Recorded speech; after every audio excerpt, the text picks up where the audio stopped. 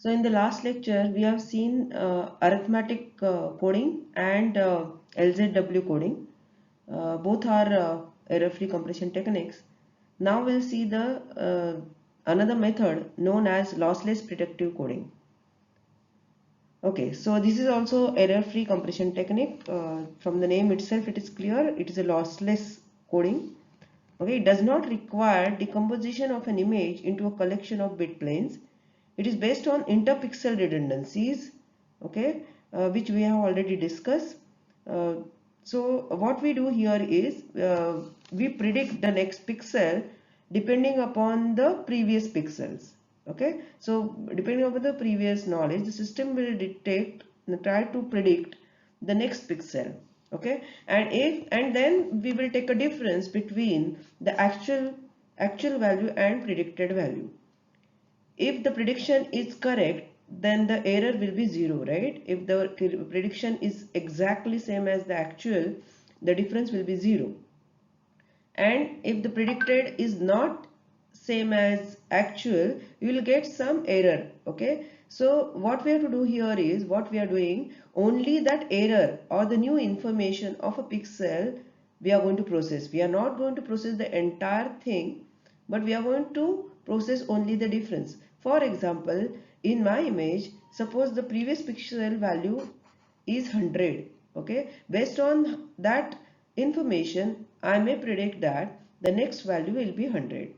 But actually, if the value is 120, then difference will be 20. Okay, 120 minus 100. So I have to just process that 20 and transmit it, right? Only that new information I will transmit at the receiver. I will just add that new information to the previous pixel.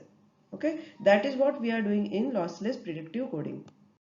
So this is a block diagram for lossless predictive coding. This is encoder and this is a decoder. Okay, so what we are doing here is we are giving the input image here. Fn represents the first sample, that is the original value of the image or a gray level value, and there is a predictor which will predict the value based on the previous knowledge, and this will round off to the nearest integer, and it will give some value fn cap. Okay, so now fn and fn cap, if the difference is 0, means the prediction is 100% correct. Okay, if the difference is 0, error will be 0 and nothing is transmitted. We can just send a message to the uh, receiver that you can repeat the previous information. But if there is an error, then we have to just process that error and send it to the receiver. So only the error is transmitted and it is received here, and it is decoded. After decoding, it is reconstructed and we will get the original image back, that is Fn.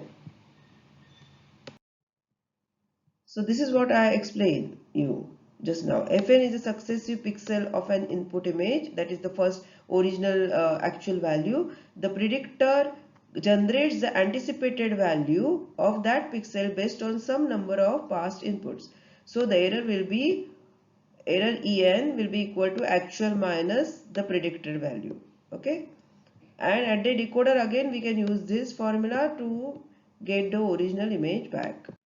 Now there is one more technique which is used, that is known as lossy prediction coding. Okay, so in previous case we said it's a lossless predictive coding, and this is a lossy compression technique. So we have already discussed there are three redundancy removal techniques: coding, interpixel and psychovisual, and I mentioned that time that for lossless techniques, we are going to use interpixel and coding redundancy removal techniques. But for lossy, you can use psychovisual. Okay, so in this, the difference between this lossy and lossless is, in lossless, there is no quantizer block available, but in lossy, the quantizer block will be there. Okay, so it comprises the compromise. This technique compromise accuracy in exchange for increase in compression. Okay, the criteria of compression will be just that we should be able to recognize the image and we should be able to reconstruct the image. Okay. The main difference, as I mentioned before, difference is the quantizer block is present in this particular technique, which was not there before in lossless technique. Okay, so this is a block diagram for lossy predictive coding model. This is the encoder and this is a decoder. So what is the main difference here from between lossy predictive coding and lossless? The quantizer block, okay, which is present in lossy, which was not there in lossless.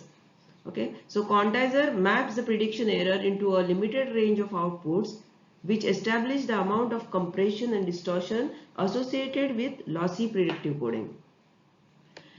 You cannot have inverse quantizer in the receiver, as I had mentioned in the previous lecture, because in lossy techniques, whatever you have lost, you cannot get it back. Okay, it's an irreversible operation. That's why inverse quantizer block is not there in this receiver. Okay, so that's it for predictive coding.